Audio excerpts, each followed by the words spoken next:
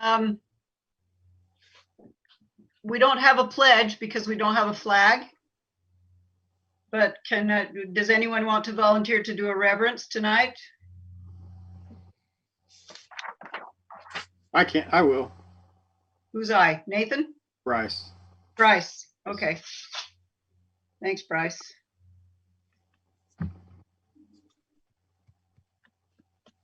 So have you all had a chance to look over the agenda? Yeah? Yes. Okay. We just have the one item. And that's the request for a rezone for H.L. Parker Farms, approximately 52 acres. So we will discuss that and take it from there.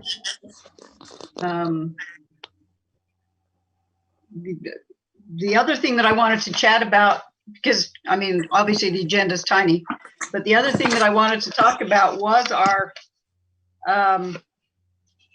general plan progress that we're making on it. Last month when we were together, each of us had got an assignment to chair a committee. I understand Jacob's not going to be able to help us because of his time constraints with employment, but I wondered if any of you had anything to report that you made progress on. I could go ahead. Yeah. Go ahead. I have 6 people that I've got over the last month to be on that committee, and Okay. we have spoken with about 12 people. We plan on speaking with many more, but we've gathered some ideas and that kind of thing. So we're in the beginning phase. So we've got it off the ground. Okay, good. We have discussion and some excitement. So you're making some notes and Yes. writing down their comments so that we have them, so we can refer to them. Yes. So Bryce is doing the commercial zoning areas and Main Street concept, those types of things for Hooper City. Nathan, any progress on what you were doing? Yeah, I haven't made any actually, so I need to get on the ball a little bit. I guess the next step, when it comes to parks and recreation, it would probably need to get a map of I mean, we have the zoning maps. I don't know if there's any other maps showing the parks, etc. I guess I can look Tracy? more carefully. Tracy Allen is going to provide each of the commissioners with a large, how big, Tracy, like building plan size? Yeah, Map? we call it D size, 24 by 36. That's probably Perfect. what it'll all be. So yeah. So he's going to get each of us a copy of that. So there'll be 5 of us, and it will be updated as of today, Tracy, or Well, the most recent changes. yeah, except I won't be able to do today's action until the council actually hears it, but it'll be up until today anyway. So Okay. Okay. So Mary, I've got a question for you. So as far as getting that together, do you want me to get a city council member involved on that? Just citizens involved on that? And then as far as parks and recreation, I mean, we need to look at existing parks and recreation, but also budget wise, where do we go to get that information, see if it's in the budget, see how that works, and if it can be handled in parks and recreation? Right now, I don't know that budget is as big a concern as what is our wishes and our dreams and desires for Hooper. So it's a public opinion kind of thing. So I would like you to go out and talk to multiple people like Bryce has been doing and get their opinions, get their feedback. And I would like you to have 2 or 3 other people on your committee that will also do the same thing, so that we're reaching out to as many citizens and get their input. And then we'll take that information and report it into the advisory committee that we're forming, that will be formed. And then the advisory committee will have that input from the citizens. And then we're going to go to the Wasatch Front Regional Council, to our coordinator there, and that person's going to help us kind of formulate things. And then we'll go back out to the citizens and say, we got this idea and this one and this one, and we'll do some fine tuning. And eventually we'll come up with some plans that we can get the city council to enjoy. But at this point in time, and I'd kind of like to get everyone's feedback kind of by the end of the month. If you can get people on your committees to go out and talk to community citizens and get their feelings on how many parks do they want to have? How many, what kind of recreation do we want to have? What's their vision for Hooper? I think that's a wonderful question to ask every person that you talk to. What is your vision of Hooper? So that we can see what they, what they're thinking. What they want. Okay. Yeah. Okay. Do you imagine with this whole, do you think there's going to be major changes to the general plan? I think we have a pretty good plan right now. Do you imagine there's going to be major changes to this plan coming up? That's hard to tell. I'd like to see some more specifics in the plan, like specifically where would we put another park if we had one? Okay. What would that park have for amenities? What kind of recreational things would people like to see in Hooper? I'm to go out to the extreme, you could even compare it to Roy City Complex. Not that I would ever see that happen here, but that's what I'm saying. Ask people what their dreams are. What's their vision for Hooper? Okay. And how, what kind of parks do we need? And then once we have that feedback, then we can refine it and say, okay, well, we can afford to put in one park, or we can afford to put in 3 parks, taking into account maintenance and all of that kind of stuff. And do we have to staff up? City has to staff up for that. But right now we're at grassroots. We want citizen input. Okay. Got it. Amanda, you were working on building a committee to talk about future zoning. What areas would be what? How are you coming with your committee?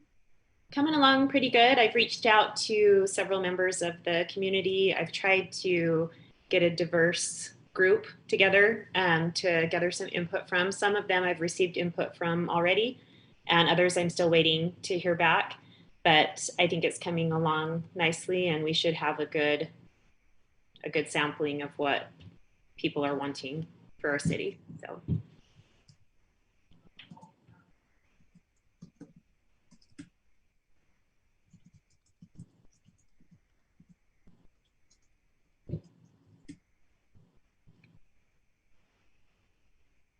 Just be gentle of your critique of the existing document, because some dumb engineer had to write it about 19 years ago, so because nobody else would. So it goes both ways. Thank you. Yeah. I just say it goes both ways. We'll be gentle as long as you are too. Oh yeah.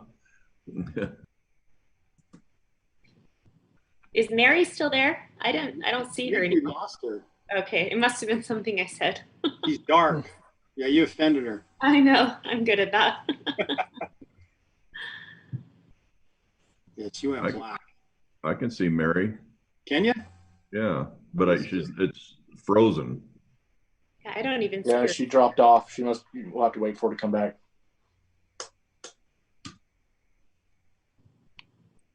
So who was tackling the affordable housing?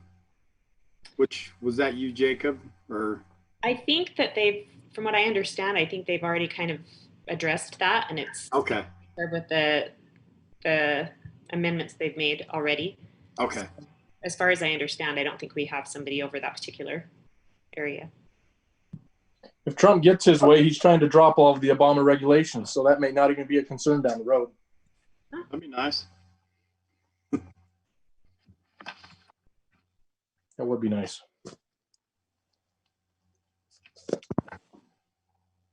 Yeah, Mary's frozen in time. See her, but she's not moving. I'm not sure what my assignment was. But at this point in time, I don't have full-time employment, and so I'm trying to dig up freelance work and just trying to figure other things out. And so I asked Mary if I could be excused from leading a committee right now. That's right. I apologize. Yeah, I heard her say that. So Yeah, no worries.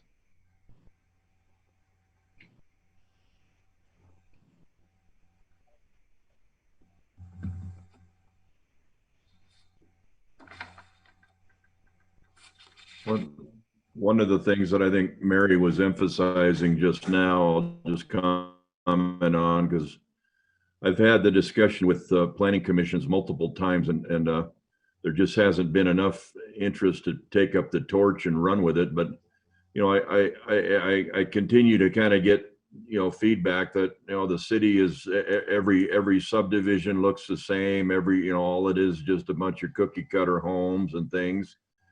And right now that's basically all that's required. That's all that's in the plans. That's all that's in the ordinances. And I mentioned again last night in staff meeting, if you want something more creative, we have to start and plan it and get it documented so we can, as a staff, we can enforce it.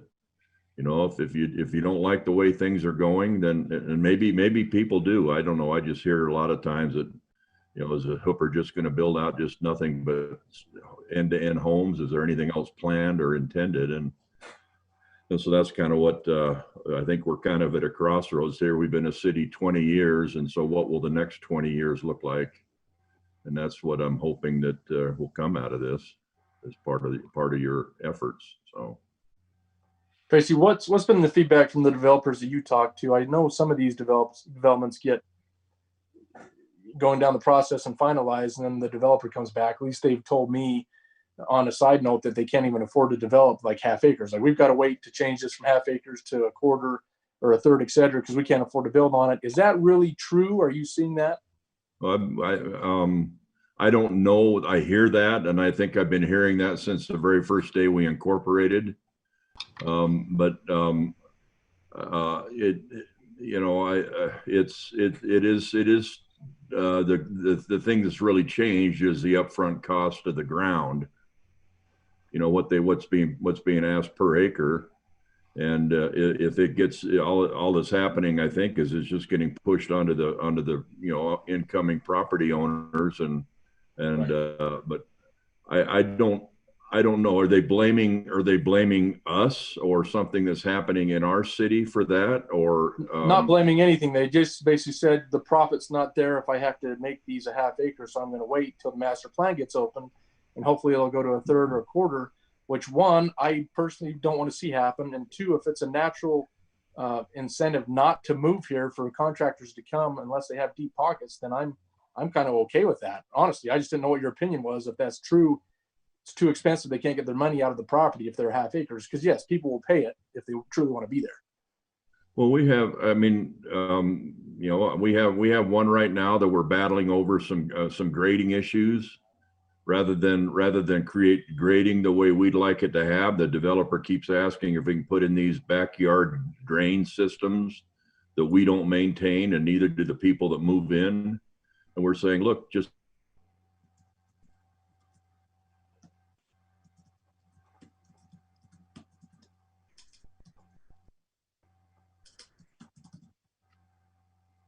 did we lose Tracy?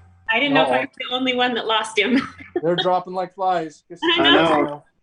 Whoever talked. I said nothing that time. So. I will tell you, this subdivision that we just finished with.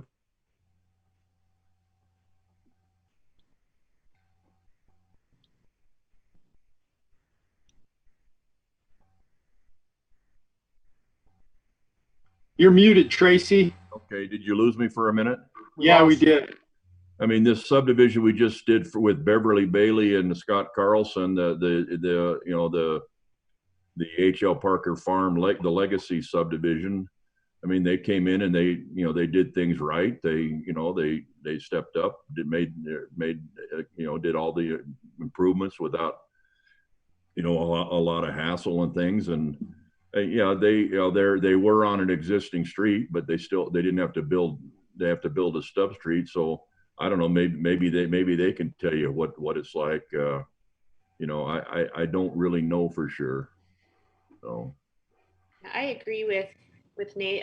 I really don't want to see us go to even smaller lots just to accommodate the needs of a developer. I feel like we need to be representative of what the citizens out here want. And I think, at least the feedback that I've gathered so far, I feel like most people have that same view from what I'm seeing so far, that they don't really want to see smaller lots. And from what I don't know, I mean, we'd have to do some research, but the feedback that I've received, I feel like Hooper, as far as our impact fees and things like that, I think we're on the lower end. I think that's why it's been a desirable location for developers to come out here. So I don't know, I'd be interested to see, I guess, how we match up with surrounding communities that have similar landscape. I Well, think I guess we could increase the impact fees and put them towards parks, recreation, or whatever else we want done to the city. I guess if that's something we want to do, and like Man was saying, if a half acre is a deterrent and an acre is a deterrent for some people or for builders, I'm all for it. Keep it that way. yeah. Well, you look too, like Tracy said, they've been saying that since day one, but they continue to still build. So they're making money. They might not be making as much as they'd like, but they're still in business. Right. And two, I'd like to, I mean, I haven't been on the committee a long time, but I haven't seen one development incorporate any kind of open space or some kind of an amenity like Tracy was talking about. You know, they do talk about like, hey, we're providing a good product to, you know, for people to move here, but the amenities aren't there, you know, like trails, those kind of things. None of those are incorporated. So in my mind, it's really, the bottom line is about profit, which is understandable. But on the other side, I would like to see, you know, some of them step up like Tracy indicated and incorporate, make it a more desirable place to be.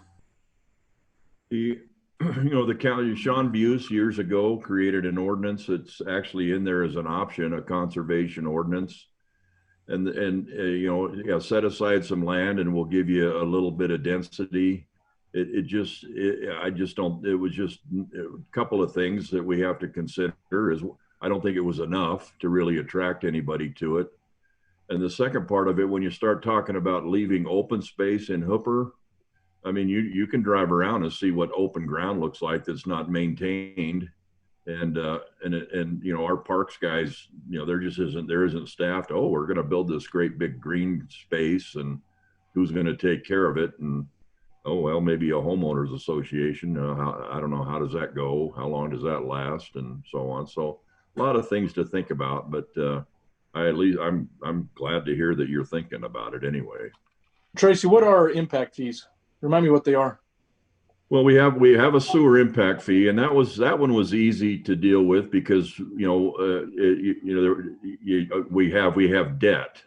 We're paying back a loan on the sewer system, and so when you do that, the impact fees are hard to challenge.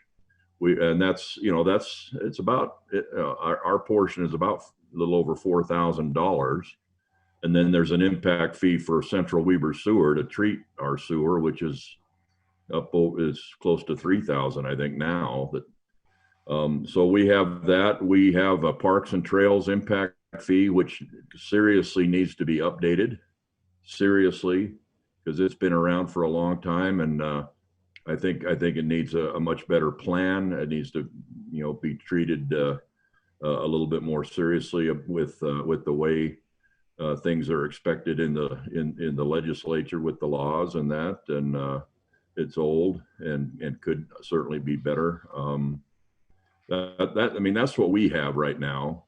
You know, there's impact fees at Hooper Water, there's connection fees at Hooper Irrigation and all of that you know, I've kind of lost touch with over time. So if we were to introduce more impact fees for just new existing homes coming in to builders and to people building houses, is that something as a planning commission we would introduce? What those would look like, what that would entail to basically go towards a certain thing, and then that goes to the city council to be voted upon, or how does that work? No, so impact fees require a couple of things. First of all, it requires an impact fee facility plan, and that's essentially a master plan for that utility or that system, whatever it is you're going to do, and that requires a significant amount of planning and engineering. Okay, because that plan has to basically describe everything that is going to happen over the next several years, how it's going to be paid for. You know, what you define growth, and that has to be defined by a certified financial planner. And there are companies that do that. Zions Bank does that. Anymore, if you're not careful, these are being challenged all over the state. David Church, who is an attorney for the Wasatch Front Regional the League of Cities and Towns, he comes to our city engineers conference every year and just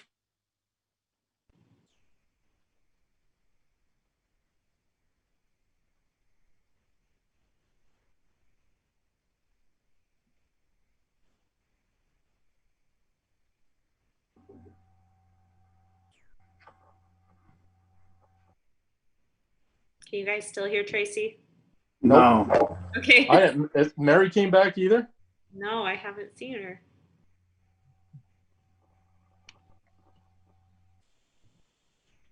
Amanda, you're running the meeting. If it falls on you, it's your turn. That's a frightening thought.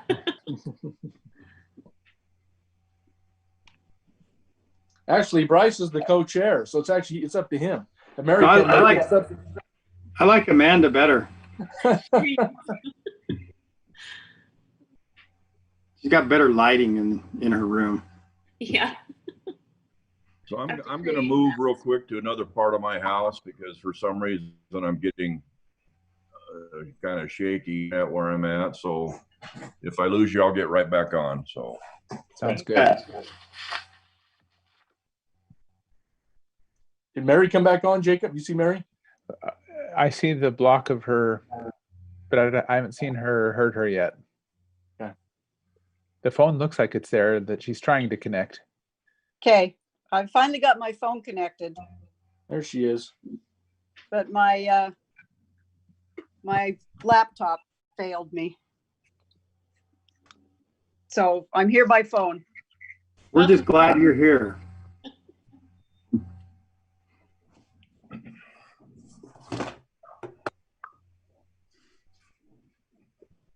That room looks the exact same, Tracy. The room with the view. Yep. that's up in the Yukon territories. So It's pretty. yep.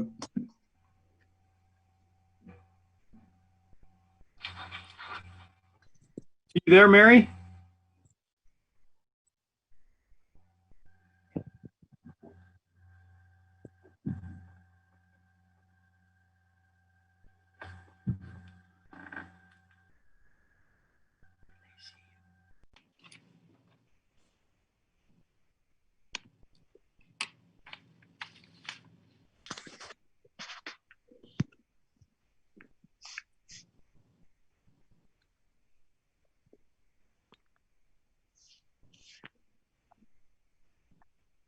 Okay, I think I'm back.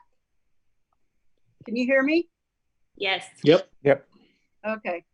I gave up on the internet. I'm just using cellular data. Heaven forbid. But I think it's 7 o'clock, isn't it? 6:58. So we still have 2 minutes or 1.5 minutes. Okay, I don't know what happened. My internet just decided to die on me. So there we go. You're using cell data. Maybe that'll be an incentive to keep the meeting moving briskly along. Moving briskly along, people. So, okay. I probably don't have video. No, that's true. Well, sorry, I'm on my phone. Can't do anything about that.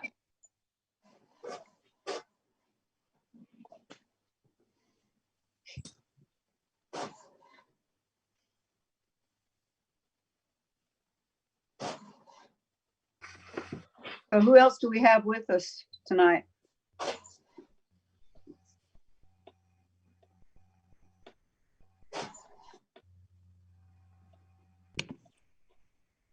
Looks like Scott Carlson, Beverly Bailey, Hooper City Mayor, Brandon Richards, and then Tracy Allen, and then the council. And Okay. Sean, All right. Bill Francis, our technical guy. Okay. I wish you were in my house, Bill. I could use you right now.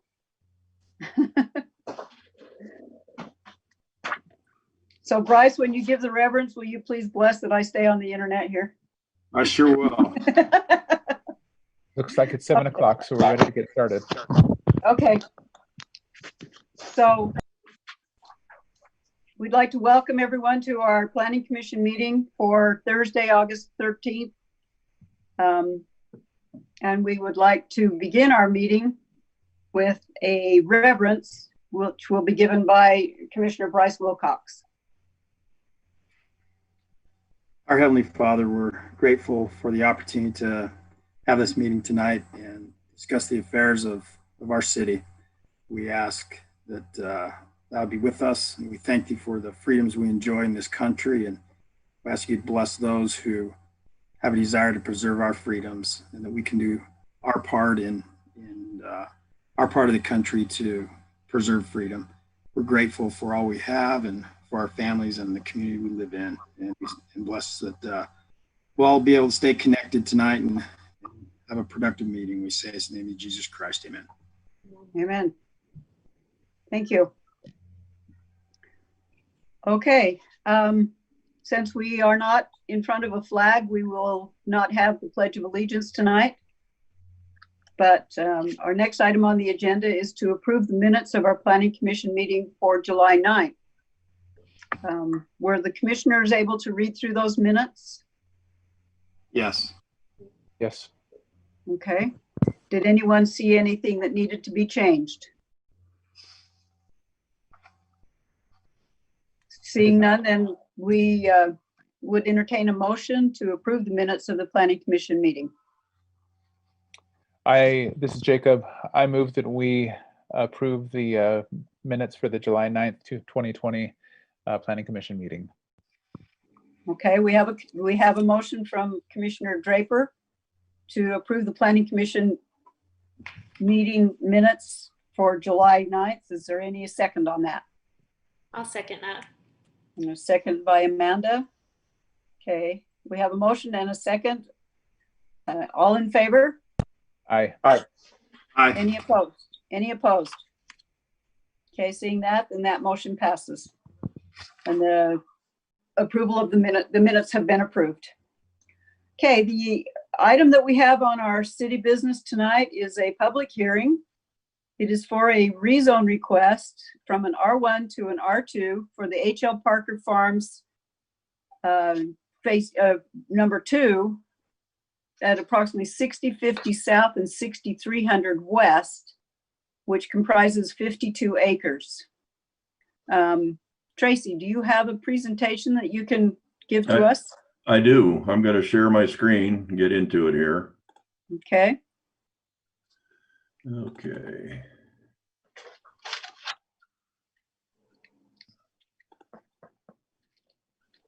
Okay, can you still hear me okay? Yes, I can. Okay. So this is a rezone request. I for Parker Farms. I actually have I used a different address. I didn't look to see exactly what was on the agenda. I just called it 5900 West and 6000 South. The 5900 West being over here on the right-hand side of the screen, and 6000 kind of being through the middle. 6000 South kind of through the middle of the whole thing right here. So what you're looking at is a request for from R1 to R2, 52 acres. And what I've gone ahead and included here, just so you can kind of see how everything fits together. This is the H.L. Parker Farm or Legacy subdivision that was just recently approved. And so there's 8 lots there in the R2 zone. This that I've highlighted here in tan is also in the R2 zone already, so it's not part of this request. And then everything you see here in red from here down to the county line, city boundary, is the request that's on the agenda for tonight. So that's kind of an overall view of the thing. We'll look at our maps again just to get everybody oriented. So this is the overall city generalized future land use map, and this property, and we'll zoom in here in a minute. This property is down here, right along the county line, down in this area down low. And it's a medium density, and we'll talk about that here in just on the land use map. We'll talk about that and show you that updated or up close. Oh. And then here is here's the zoning map. And again, it's right down here in this area, as you're probably already aware, currently R1, which is our low density residential. So zooming in, over here on the left is the blow up area of the area on the land use, generalized future land use map. And the whole area here is shown as medium density residential, which gives it a right to ask for the R2 zoning. I did put a note here so you wouldn't be confused. All of this is hatched in green is an overlay of the agricultural protection areas that have been requested in the city. The council many years ago said, look, if people are asking, we ought to highlight these on our general land use map so that everybody knows that those parcels, those properties are in agricultural protection. But underneath that is the medium density land use. Wanted to make that clear to you. And then of course, over here on the right, you can see the piece down below here, right at the boundary, is all R1. Everything in the vicinity, at least in the old town and to the north, is in the R2 zone, as is all the properties along the frontage of 5900 South there, including the H.L. Parker Legacy subdivision that was recently approved. So that's the way everything looked. This is based upon the land use map is based upon the decisions of the city back in 2014. And these are the things that you'll be discussing in the upcoming general plan update. But that's where things sit and why they're qualified to ask for the rezone. Questions? Okay. Oh, sorry, go ahead, Mary. No, you go ahead, Amanda. Well, I just had a question. When you were referencing the agricultural protection overlay alongside of the medium density, for clarification for me, so does that medium density, you said that's underneath that, is this rezone that we're looking at tonight, would that medium density override the agricultural protection overlay? I'm a little confused about how that works. Well, I don't know enough about it in terms of override it. I mean, the agricultural protection is on there only as long as this thing is agricultural, and it gives the people that owns this, the Parkers, a right to do a lot of things on the ground that otherwise may not be acceptable in a residential neighborhood. But once this develops as residential. And I believe it's just on there just as an indication that it's there, but it doesn't really override the ability to change this and to use it as residential property is my opinion. So, well, and I'll jump in real quick on that question. Basically, the agricultural overlay is just something that a landowner goes and asks for, so that, as Tracy said, they could do things on there maybe that they couldn't otherwise do. There's also a tax break for lands that are qualifying for that sort of protection, but that would be something that the landowner wanted to have on there. And then of course this request for rezone would indicate they probably want to develop it, which would then negate the agricultural protection use. But I don't know that that's too much of a concern for the commission. That's more of just what the landowner was doing with it prior, perhaps for a tax break or perhaps to use it in some agricultural way. But it likely, of course, would go away once they develop, as Tracy said. Okay. Thank you, Brandon. Appreciate that input. Okay. Is that what you have? Is that the end of your presentation, Tracy? Yes, that is. That's all I needed to say at this point. I can answer questions as they come up, as can Brandon. Okay, thank you. Since this is a public hearing, do we have a representative here for the Parker Farms? Is there anyone on board with This us? is Scott. This is Scott Carlson. I'm here, and Beverly Bailey is here as well. We appreciate the chance to talk to you about this property and request the rezone. And as Tracy's indicated, it's currently agricultural, and the Parkers have been farming this for many, many years.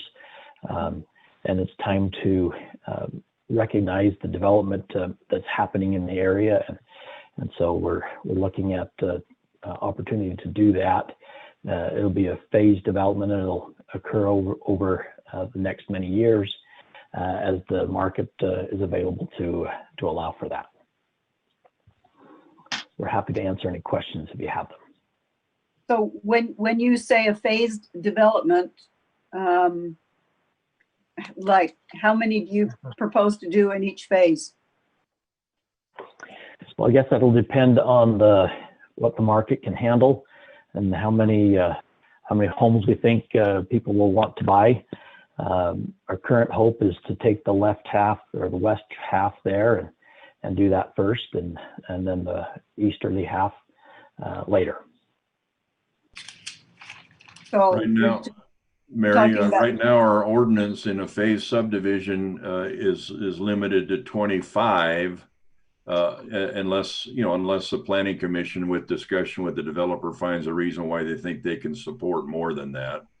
And that has happened, but most of the time it's been 25 max, or sometimes up to close to 30. So 25 doors or lots. 25 lots. Yeah. Yeah. Okay. Yeah. Per phase. All right. And Mr. Carlson, did you have a time frame kind of in mind, some kind of a timeline? We're hoping to move forward on the first phase as quickly as possible. That may take some time. The legacy subdivision there, the 8 lots up above that just got approved, started 3 years ago. We hope that this next phase won't take that long. Okay. Are there any other questions from the Planning Commission for Mr. Carlson? Mr. Carlson, are you planning on just doing custom homes in there, using one particular home builder? Just anybody can buy a lot and build? How you plan on using it? All of those options are still being considered. It'll come down to costs, and if somebody can buy a block of lots, then we'll be willing to consider that. Okay, thank you. And would you be willing to sell just a single individual lot? Yes, would you like one? I've got 8 right up there ready to go. Okay. Are there any other questions from the commission for our representative? Okay, seeing none. This is a public meeting, and so we will open it up now for public comments. If there's anyone online who would like to make a comment, please speak up and keep it to relevant facts and about 3 minutes long.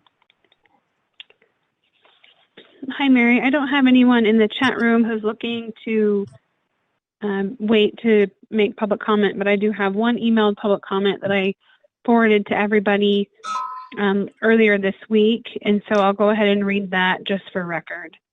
Thank you. So this is a public comment by Sandy Mollock. She is concerned about the rezone from R1 to R2. She has 4 points here. 1, please advise when the environmental impact study of the new development will be available. Our concern leads to air quality, water pollution, deforestation, biodiversity, and waste management. 2, police, first aid, and fire protection. Right now, 5900 South is already flooded with speeding vehicles. Hooper does not have its own police force or fire department. There has been an alarming rate of increasing crime in the area, i.e. break-ins, vandalism, property theft, etc. Adding 52 acres of new homes will do nothing but exacerbate an already declining quality of life for Hooper citizens. How are we going to be protected? 3, traffic management. What will be done with our narrow streets? We do not have sidewalks. There are woefully few stop signs on very long stretches of 30-mile-per-hour zones, which already leads to people regularly breaking the speed limit. There are pedestrians walking, bicycling, etc. on the road with little to no enforcement of traffic laws. A new housing development with nearly 100 homes will make this a very dangerous neighborhood for children to play, walk, ride bikes, skateboard, etc. How will we be protected? For those of us directly affected, A, has this land been sold? B, what would be a proposed timeline before construction begins? How long does it take to obtain permits, etc. after the property is sold? C, we will of course all lose our views, property values will decrease, crime, traffic, pollution will increase. It is imperative those of us affected are kept abreast with the timeline of events. As tax-paying citizens in Hooper, we would like to know if there is a plan to stop the building. We are already no longer a peaceful small town. This 52-acre lot on top of 8 homes already set in action as the neighborhood has directly affected our quality of life and property values. Thank you for your consideration, Matthew and Sandra Mullock. Okay. Thank you, Shauna. Appreciate you reading that into the record. Is there any other public comments out there? Seeing none, we're going to come back to the Planning Commission for discussion.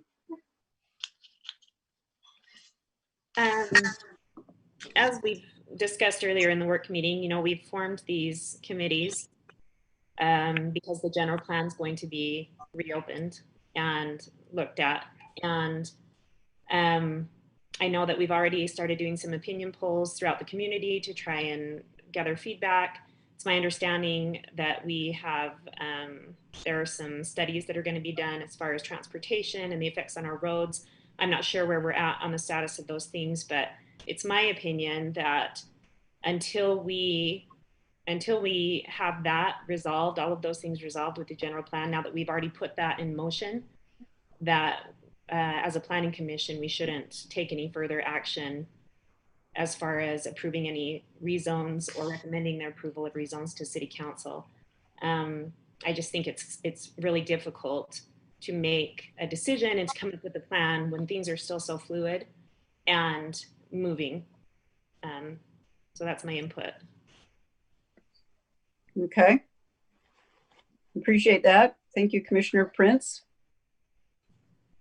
Any other discussion from our council members? I don't know how that rolls. We may need to ask Brandon, city attorney, how that goes. I don't know if we can stop. I mean, I know we started initial discussions, but how long, one question, how long do we plan on having this general plan open for, and how long are we going to be discussing it? Are we talking 6 months, a year, etc.? I don't know if we can tell property owners that they can't sell their land and do whatever just because we have the plan open. Brandon, do you have any ideas on that? Well, yeah, and you make a good point. I think a couple of things. I think that the applicant is entitled to some kind of a decision on it, whether it's to recommend a denial because of the fluid nature of the plan opening up, rather than just, you know, continuing it indefinitely. I wouldn't recommend continuing it indefinitely. I think they're entitled to some sort of a decision on it.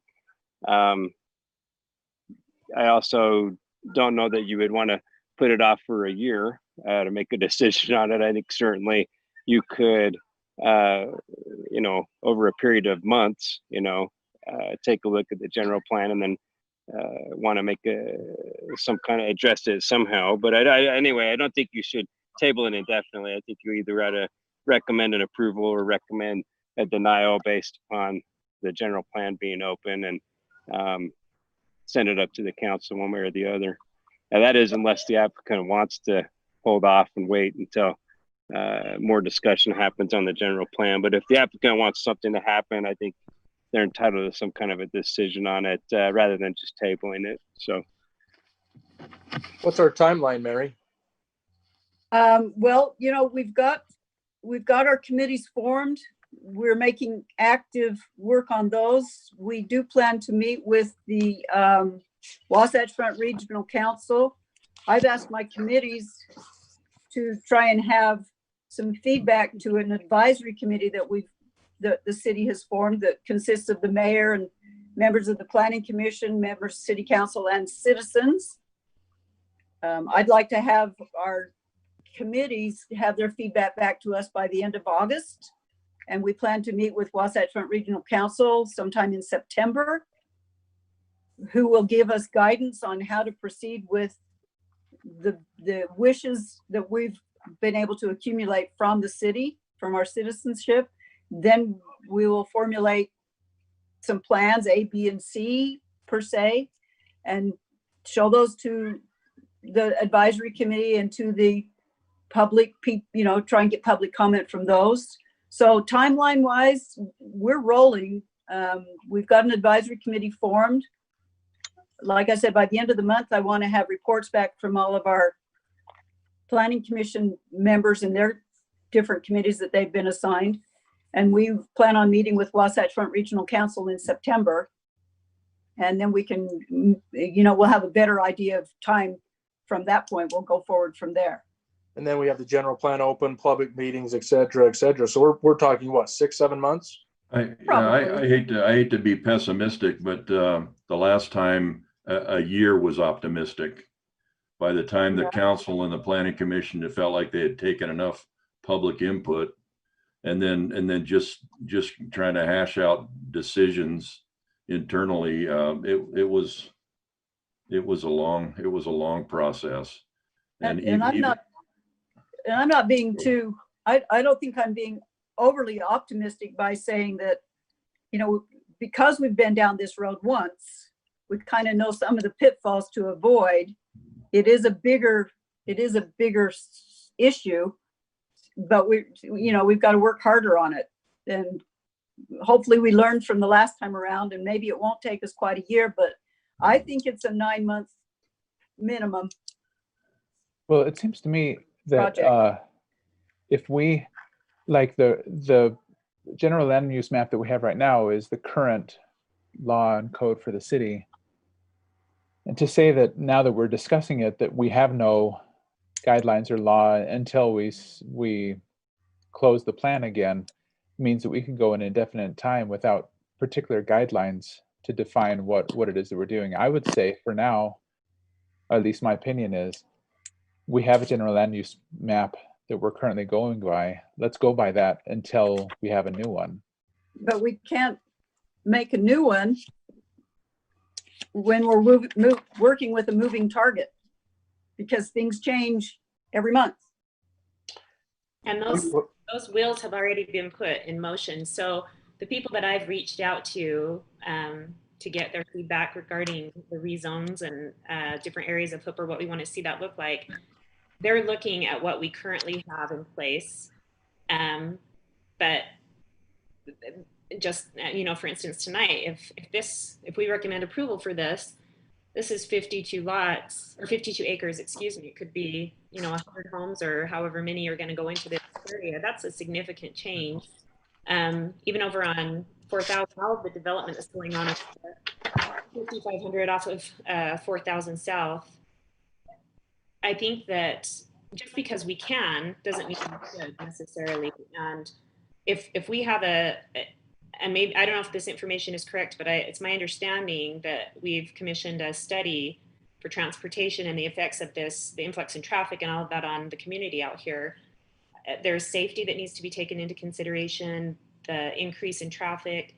all of these things that I feel like people are concerned with, and the feedback that I'm getting, I just feel like it's going to be really difficult for us to put a plan together when everything is still changing. And if we've already put the ball in motion and we're looking at making those changes now, I feel like we need to halt, at least postpone any further changes that are going to make it harder for us to decide what we're doing. If things are constantly changing, how do we gauge where we're at?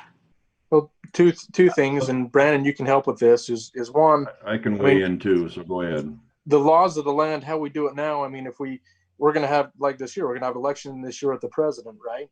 And even if a different president gets in November, I mean, there's a whole month lag time until the new laws of the land and the people come in and take effect. And so I kind of agree with Jacob that, one, I think, Brandon, we did try a few months ago, we tried to put a moratorium on building, and the answer that came back was, no, you can't put a moratorium on it because basically we need another law in place to uphold the law as far as the land use map and zoning map.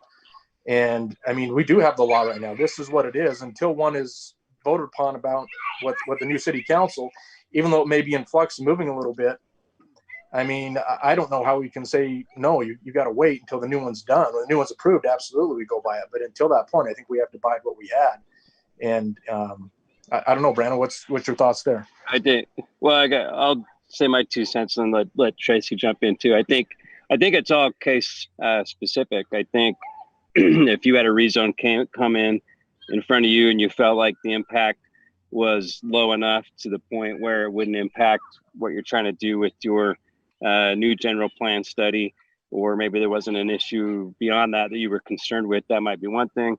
If you've got another one in front of you, such as this one that's larger, and it creates more of a ripple effect or an impact to where you would want to wait and see what happened with the general plan, I think you're within your right to do that.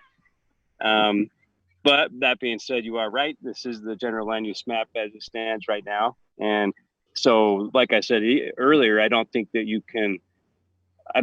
it would be appropriate to table it for that amount of time. I think you would have to make a recommendation one way or the other and base it on some facts to support it and send it up to the council to look at either way. So I don't know if you have a differing view or more to add to that, Tracy. Well, I want to comment on a couple of things that were said. There is currently nothing underway to do any transportation planning other than a request for funding. And if we don't get that grant, I had to talk the mayor into, I didn't have to talk him into it. I had to explain to the mayor that we have a chance to get funding, and hopefully we do. But if that doesn't happen, where's that $50,000-$60,000 going to come from? Secondly, I guess my feeling is if this were out in the middle of nowhere where we didn't already have that, I mean that center block of this map right here, that's been there since we incorporated. Okay, that we brought that directly over from the county, and just the way that is, and so I'm like, well, this is, if it were out nowhere connected, I probably wouldn't I also wouldn't think to give it consideration, but it's just an extension of what's already in the area there, and some of the lots that were created in that Mayfield subdivision along 5900 got to take advantage of what we brought in from the county as half-acre lots. The other thing I'd mention is in an R2 zone, 52 acres is not going to generate much more than, well, I mean, it sounds like a lot, but probably 75 homes. The way our ordinance is set up, it's not density based. You don't get 2 lots to the acre. You still have to have 100-foot frontage and 20,000 square feet and roads, and that never generates 2 lots to the acre. It ends up being more like 1.5. And the difference between that and just staying R1 is probably 30 lots. Okay, I mean that may sound like a lot, but it's they could probably get 45 or 40 or so on an acre and 70 on half acre, and just trying to make everything fit. So I just wanted to give the other side of things, just so you can have more to consider there. So. I appreciate it. Okay, can I? Oh, go ahead, Manny. I don't want to talk over the top of you. Sorry. Oh, I'll give my 2 cents. I think, it's not necessarily this particular piece of property. I mean, obviously at some point it's going to be R2, but it's a culmination of what's going on in our city. I mean, you look at the building that's happening right now, I bet you could count 600 plus homes that are there. I'm leaning towards, yes, we have a plan in place now, but I think it would be wise to look at the impact, and if we do get that grant, let that go through and not table it until the plans, till the master plan's complete, but at least give it some consideration and maybe look at it and see what's really going to be impacted. But there again, I think it's a culmination. It's not just this piece of property, but it's just what's happening. We're probably growing faster than we can or we should. So do you see it really again, I'm playing a little devil's advocate. Do you really see it where you would come back and say, look at that piece of property and somehow reverse the land use? What do you mean reverse? Like change? Well, right now it's a medium density, right. And there's some concern about what that means. Looking at the general plan, does that mean, okay, we're going to go through and start taking pieces out and making them low density again? Was that what I'm hearing? No, that's not what you're hearing. Obviously everything around it is R2, and so it kind of makes sense. But my point is, it's not just that piece; it's a culmination. Obviously this is going to be developed, but I think we need to take a breath here for a minute and get some more thought into our, what's happening. But no, I understand your point, and I understand Nathan's, but I think it would be prudent for us to maybe take a month or 2 or 3. They're not going to develop it in that amount of time anyway. Obviously not a year, but give it some time and let's see what happens. I'd like to respond to a couple of the points that Tracy made, if I could. I know that from what you said, the transportation study, we've asked for the funding. We don't know if we're going to get that yet. But regardless of whether or not we receive that funding, even if it's only 70 to 75 homes on top of the other homes and the other development that's going on all over Hooper, all of that is going to increase the impact on our community as far as safety, the amount of traffic on our roads.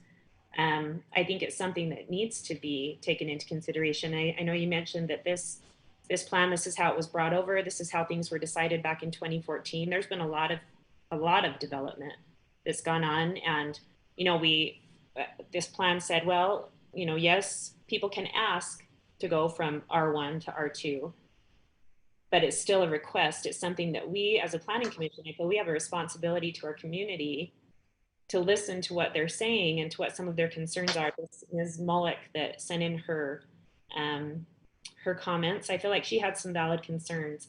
And where this is something that we're currently working on, trying to come up with a new plan, I feel like it would at least be fair to wait until we've met with the representative from the Wasatch Regional Council in September and get their feedback, where they've done this before, and I think they'll be able to give us some guidance and some education so that we can make an educated decision.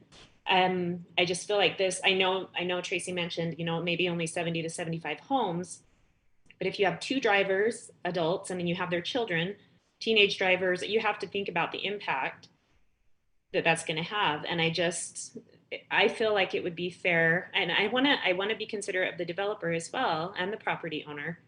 But I think we also we owe it to the community that we're supposed to be representing to think about it a little bit more and to meet with somebody who's able to give us a little bit of guidance.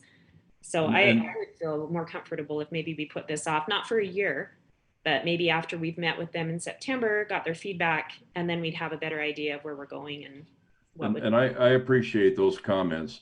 One thing I will say though, that just having a transportation master plan will not specifically address the traffic issues associated with this parcel.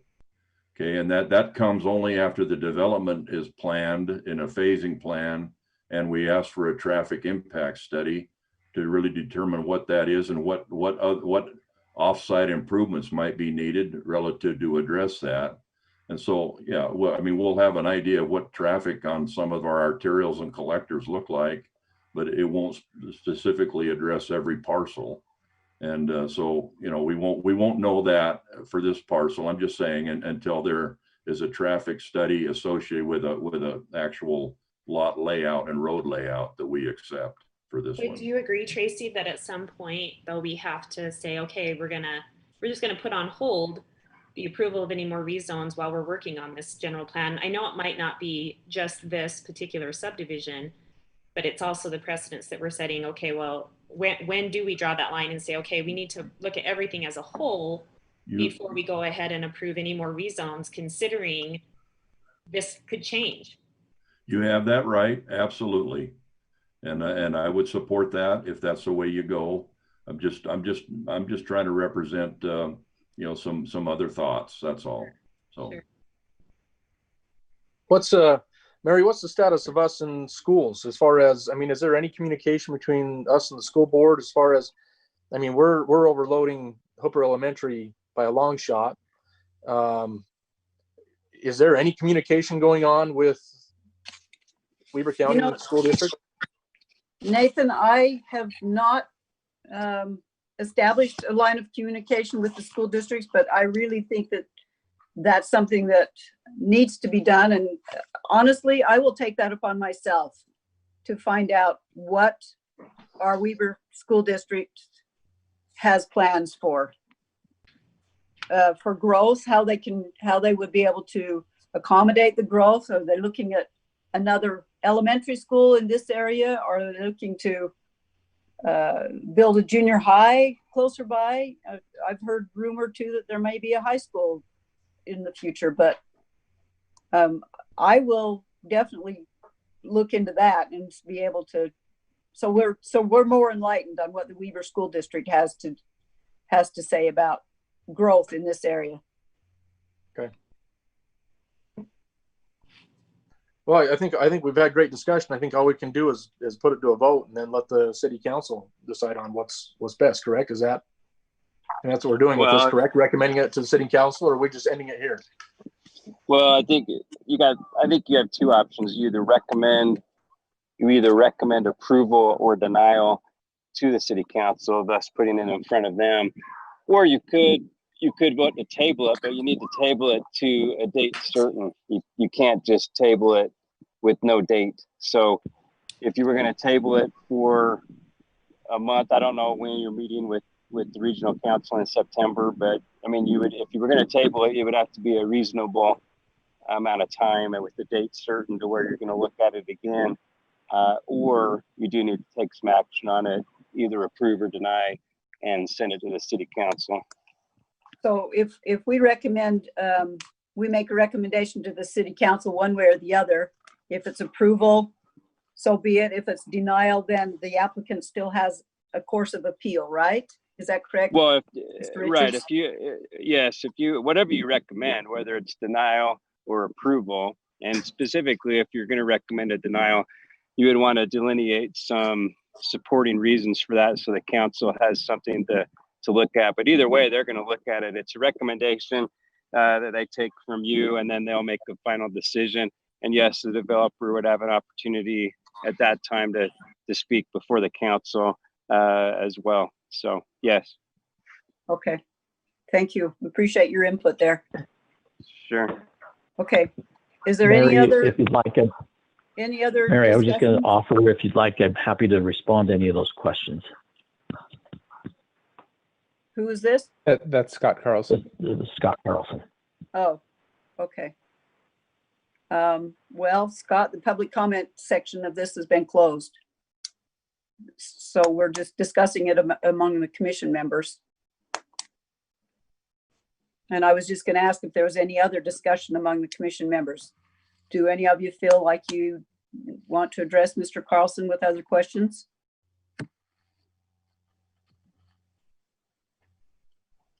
Are we talking about that letter that was sent, or is that what you're talking about?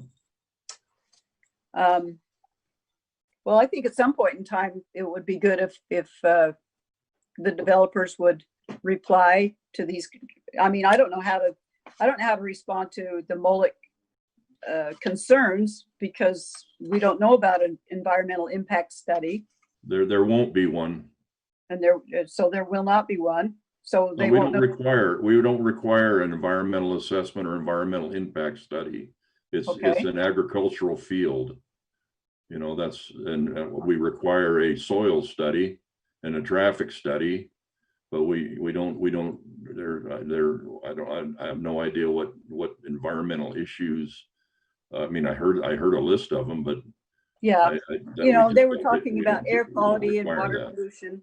Yeah, air quality, water pollution, waste management, those types of things. I understand that, Tracy, that there won't be an environmental impact study done. So we really can't answer the Moloch's concerns on that. We know about police and fire protection. Sure. And we just need to have greater enforcement as we increase our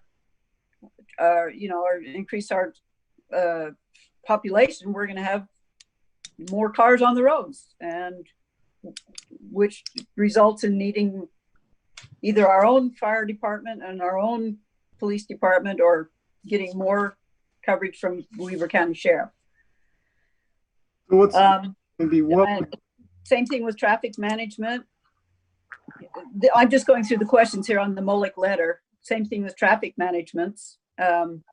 We all are aware of pedestrians and cyclists and bringing more stuff in. They'll have to put in curb, gutter, and sidewalks wherever they have frontage, but that's not going to take it down all of the roads. And their fourth question's about, has the land been sold? Well, that's really nothing we can answer for the Molochs because it's public record if they want to go look it up, but it isn't something we can talk about. And Mr. Carlson said, timeline wise, it's going to take a bit of time to get things going. And then they want to know how long it takes to obtain permits. Well, they will need to go and ask someone how long it takes. And so I don't know how to answer any of the questions on the Moloch letter other than I can understand that they're dissatisfied with having another 70 homes built at this time. So my question would be, if we go the route of tabling it, what's the time frame that we'd be comfortable with? Because Brandon's indicated that we would need to give a definite time frame. What's 60, 90 days? I don't know. What's the number? My initial response would be November, before we could be really clear on where we're going with the rezoning, with the new zoning maps and general plan and all of those things. Maybe sooner, but initially I'm feeling like if we table it, it would need to be out to at least November. That's kind of what I had written down here is November 12th, as far as just revisiting it again, so that we've had a chance to at least discuss with our representative from the Wasatch Front Regional Council, just so that we have a little bit more guidance and input and we can make an educated decision and take into account, the hardship that this could place on the developer and on the landowner. We don't want to put it out too far, but I think it's only fair that we try to do our best at educating ourselves before we make a decision on this. Right. Well, I think we can vote on it. I think our other great things that's come up tonight. The other option, like Mr. Richards recommended, is that if we as a planning commission choose to deny this request, they still can take it forward to city council and appeal it there. Right. But we need to tell the city council why we feel it should be denied. Well, I'm of the opinion, and this is where I stand on the whole thing. I think the land use map is law until it's changed. I mean, gun laws are gun laws until they're changed as a law, and they're done that way. I mean, they can talk about the gun laws all they want, but I can still buy a gun up to the point that they change the law, and then that law takes effect. And I don't think personally that you can just say, well, hold off, property owner, hold off. This is the law of the land, but we're thinking about changing it. Maybe after we have the meetings with the higher people in the county and we get to that point and they give us some more direction that way. But we're so far out, I have a hard time saying you can't develop property that's the law of the land now, and we got to wait till we decide what we're going to do. But is there a reason why it's worded the way that it is, that they can ask for a rezone? That's not a guaranteed approval of that rezone. Yeah, Are there? I agree. I do agree with what Amanda's saying. I think to call it maybe the law of the land might be a little bit too strict. It's a generalized future land use map. I think once something is rezoned, then it's rezoned in accordance with our ordinance. But our general plan is a guidance document, and again it's generalized, and it gives a right for the request, but you also have a right to give consideration to all impacts and make a decision accordingly. I never really felt like, and maybe Brandon can weigh in, that just because it's there on the map, it has to happen immediately. And I tried to give both sides just a while ago on behalf of the developer but at the same time, that's the way I feel about the map too. So Right. Well, the map is there as a guidance. It's not set in stone. It's the guide that we have. Yeah, and I would agree with Tracy, and that was the reasoning behind I was saying if you do recommend a denial, put forth the reasons why, so that the council has something to reference it off of. I also don't particularly see an issue with tabling it until November. I think there's a basis for it that you've outlined. And I don't think it's unreasonable amount of time, and it's a date certain. So I think legally speaking, I think you're okay with either one of those, however you want to vote. Okay. Commissioners, do you have any other discussion that you want to go through? Oh, Mary, is it too late to address any of the chat? Well, since this is a Zoom meeting and it's kind of different, normally we would, public comment has been closed. But commissioners, would you like to hear some of the chat that's been going on? Sure. Yeah. Well, there's only a comment from Scott Carlson. Would it be possible to recommend approval of the west portion and table the east portion? So that was put out there. You can address that, and maybe the answer is the same. So, commissioners, wouldn't it have to be submitted to us that way, where it's been submitted for the entire parcel? I mean, I don't even know if that's legal for what, Brandon. What's the? Yeah, are we within the rights to modify their request and just say it's only this west portion and not the whole thing? Well, that's come up before. I would think what would have to happen would be, since you're making a recommendation to the council, if you chose to do it that way, I would think part of the recommendation would be that before it got in front of the council, the applicant would amend his rezone petition to indicate that, so that it would be clear once it got in front of the council, that's what it was. And I wouldn't have a problem with that, but as long as it was contingent upon that application being amended. And I don't think that we would need them to redo the whole thing and pay the fee all over again, but to correct or amend it before it got in front of the council, I think is the way we've done it before when something like that happens. So then we would be denying the request as it is today, but recommending that the city council look at an amended request. Yeah, essentially. And I mean, you could do it one of two ways. I mean, if you wanted to, you could say, come back next month with that amended request, so that, and then we'll make a decision on that. If you wanted to do it that way, you could do it that way too. I think it's kind of up to you, however comfortable you feel.